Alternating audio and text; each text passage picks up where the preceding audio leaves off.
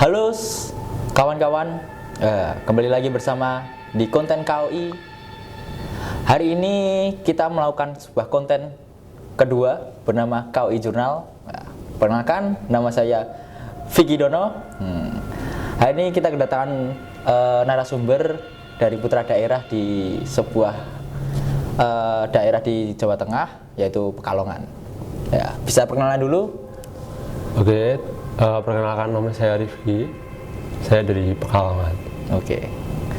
Hari ini kita mau ngobrol asik nih dengan salah satu putra daerah di Pekalongan ini.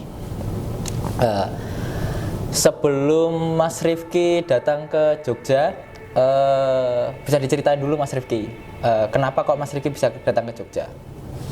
Oke, terima kasih. Yang pertama sih, kebetulan saya ngampus ya. Datang dari Pekalongan ke Jogja ngerantau buat ngampus, dan kampus saya tuh istilahnya gimana ya, sebenarnya udah terkenal dan ya punya cerita-cerita mistis lah. Ternyata Mas Rifki itu juga klinik juga teman-teman. Dia suka hal-hal yang mistis dan klinik. Terlihat dari wajahnya, bukan kan? Bisa diceritain Mas Rifki? Mungkin kita kembali agak ke belakang dulu. Kenapa kok dulu Mas Rifki suka hal-hal yang klinik ataupun mistis? Atau mungkin Mas Rifki ini secara punya keturunan mempunyai kemampuan indera ke-6 atau ke-7? Monggo. Kalau saya sih sebenarnya sudah dari SMP. Dari SMP itu udah mulai mungkin ya kayak gejala gitu lah ya. Lihat makhluk halus lah, yang inilah, yang itu, kayak gitu. Mungkin kalau saya sih lebih suka mungkin ya kayak makhluk halus, kayak cewek cantik kayak wow gitu.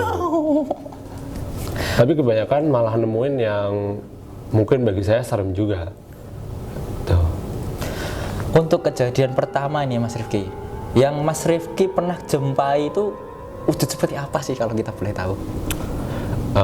Yang pertama, yang paling terkenal ya mungkin Wewe Gombel itu. Wow. Terus sama yang paling terkenal juga itu ada siluman ular dan genderuwo, itu dalam satu komplek wilayah yang sama. Wow. Itu masih di lingkup Pekalongan ya? Ya, tidak di sini kan? Ya, kan waktu itu SMP-nya di Pekalongan. Takutnya kalau diceritain di sini kan dia bisa ke sini. Iya. Kalau itu mah bisa aja. Wah. Kalau kejadian nih Mas Rifki yang paling menakutkan dan Mas Rifki mungkin terngiang-ngiang lah sampai tidur, itu gimana? Ada nggak sih? Ataupun waktu gimana lah Mas Rifki temui? Mungkin malah baru-baru ini kali ya, sempat ikut magang, terus pas tidur tuh di sampingku ada pocong gitu. Pocong. Dan pocong tuh menurutku ya beda dari yang lain gitu loh. Kalau mungkin pocong kebanyakan kan mukanya kotor gitu-gitu. Nah ini udah malah justru bentuknya datar aja. Jadi kayak hidung aja masuk ke dalam kayak gitu. Jadi itu malah lebih menakutkan. Jadi flat gitu ya wajahnya. Kayak Iya. Salamanderman. Apa? Wah, lupa. Sorry. Maaf, teman-teman. Salamanderman. Itu kan aksalat ya, salamander. Kayak gitu. Wah. Dan Itu mungkin untuk cerita-cerita yang kampus saya ini justru luar biasa sih sebenarnya. Karena di sini juga banyak. Oh, itu kampus di daerah mana sih kalau boleh tahu, Mas Rifki Bel? Daerah Klebengan. Oke. Mungkin teman-teman bisa searching lah ya. Teman-teman, jadi Mas Bel ini juga punya beberapa fenomena yang mungkin bisa teman-teman mungkin bisa diceritakan ke teman-teman, fenomena yang ada di kampusnya Mas Bel. Ini mungkin namanya saya sensor dan saya sembunyikan. Inisialnya itu apa? Tit. Oh. Ya itu ya teman-teman. Jadi untuk menjaga juga, monggo Mas Bel bisa diceritain kejadian-kejadian apa sih yang mungkin lokasinya di mana juga itu loh, bisa diceritain. Oke, nah kampus saya ini sebenarnya ada 3 gedung nih, gedung utama, gedung sebelah barat, sama timur. Nah, kalau di gedung barat itu memang banyak dan sering gangguin sih. Mungkin bagi teman-teman yang kuliah di sini di kampus saya juga kalau mungkin dia peka pasti dapat gangguan juga. Nah, salah satunya itu sebenarnya cewek. Ya rambutnya panjang.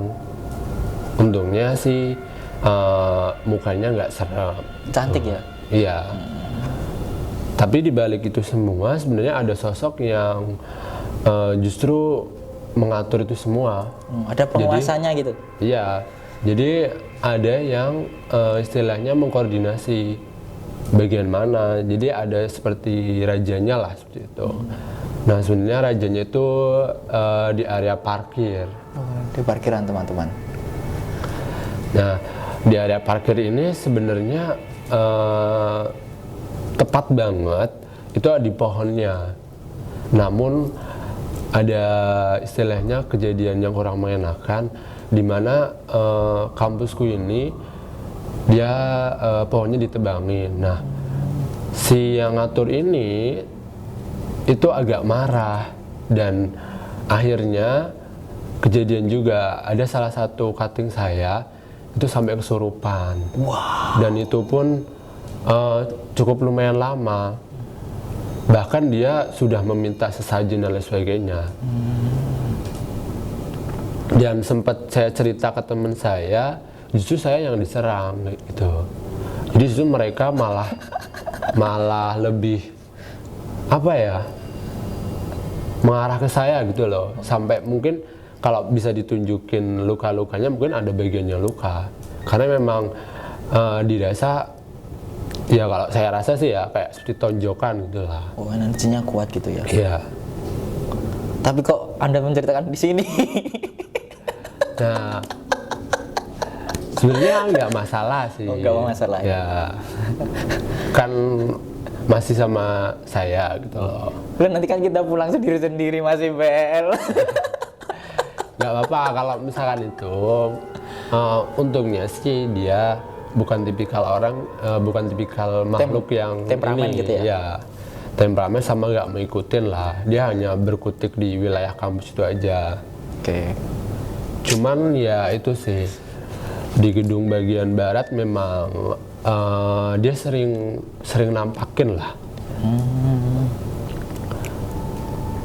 Dan mungkin di gedung ini juga ada. Oh, di gedung ini sebelah. Kalau ini, kalau boleh diceritain nih sih Bel, Mas Rifki mohon maaf, di sekeliling kita ini mungkin ada fenomena apa sih? Kalau di sini sih ya. Dan energi yang paling kuat itu di sebelah mana kalau boleh tahu? Kalau boleh kasih tahu sih, kalau ruangan yang ini justru di belakang Mas Ridwan. Oke teman-teman, ternyata di belakang saya. Iya. Jadi ruangan ini sebenarnya memang agak dulu sempat mungkin terbengkalai ya Mas. Kok tahu loh Anda? Ini belum saya kasih tahu loh teman-teman, ternyata kok dia tahu kalau ruangan ini terbengkalai. Hebat. Dan itu mungkin dulunya kalau aku lihat memang ada kayak sebuah kursi lah, dan itu sebenarnya kursi biasa, cuman menjadi tempat tinggal dia kayak gitu. Kok tahu? Dulu sini banyak kursi-kursi teman-teman. Dan misal kalau sosoknya mungkin kayak orang aja sih, cuman untungnya sih nggak gangguin kayak yang misal di gedung kampusku itu yang di bagian barat. Gitu. Tapi di sini lebih netral gitu ya? Iya. Karena cuman mungkin memang kalau energinya ya sebenarnya kerasa. Mungkin kalau misalnya nyoba pasti ada rasa tertentu, mungkin bisa panas gitu. apalagi kalau sendiri gitu ya. Iya. Untung di sini kita aktivitasnya selalu fun teman-teman, bahagia. Jadi ini membuat mungkin sekeliling ini menjadi makhluk-makhluk astral juga paling suka karena kita selalu ketawa-ketawa gitu. Kita nyanyi-nyanyi. Ya. Lalu si Bel, maaf Mas Rifki, Mungkin di sini ada yang jahat nggak sih? Kalau boleh diceritain. Mungkin sering gangguin kita kalau lagi ada kegiatan. Ada nggak sih? Kalau yang gangguin mungkin ada ya. Jadi dia di luar ruangan ini itu ada sosok kayak cewek. Di lorong mungkin ya? Ya, tepatnya bener. di lorong Oh itu. bener, di lorong. Nah, mungkin sering wirawiri aja, jadi kayak bolak-balik lah di lorong itu. Dan kebanyakan nggak tahu ya kenapa, memang dia lebih tertarik ke gangguin yang cowok, mungkin karena dia cewek kali ya. Oke, buat teman-teman cowok ini yang jomblo apalagi, hati-hati. Saran nih untuk kalau menurut si Mas Rifki ini, ada saran nggak sih untuk teman-teman yang beraktivitas di ruangan ini ataupun sedang di lab biar nggak digangguin, atau mungkin biar sama-sama menghargai lah. Yang jelas sih nggak perlu yang aneh-aneh sih. Yang paling utama sih pokoknya tetap misalnya banyak pikiran, jangan pikiran kosong kayak gitu. Takutnya justru yang di belakang Mas Juno ini yang bisa masuk kayak gitu. Soalnya mungkin beberapa orang mungkin misalkan pernah tidur atau pernah istilahnya di area sini, itu bisa terjadi hal-hal kayak gitu. Aku soalnya juga di situ tuh sering ketindihan loh. Nggak tahu ya, mungkin karena apa? Iya, karena mungkin capek mungkin. Ya. Terima kasih untuk Mas Rifki Mbel sudah meluangkan waktunya untuk kita undang ke sini untuk membuat sebuah konten KUI Jurnal bagian supranatural. Oh ya, untuk pesan dari Mas Bel mungkin buat teman-teman ada nggak? Kalau pesan-pesan sih ya apa ya, yang penting hati-hati aja. Pokoknya setiap tempat itu pasti ada penunggunya. Tetap jaga sikap buat teman-teman yang sering melakukan kegiatan-kegiatan yang ngawur, itu tetap jaga sikap aja dan jaga perbuatan atau berbicara yang sopan dimanapun. Oke, sekian dari KUI Jurnal kali ini bagian supranatural. Mungkin di akhir penghujung ini agak mencekam ya teman-teman, tapi kita buat senang aja. Jangan lupa like, comment, dan subscribe di KUI Space KUI Jurnal.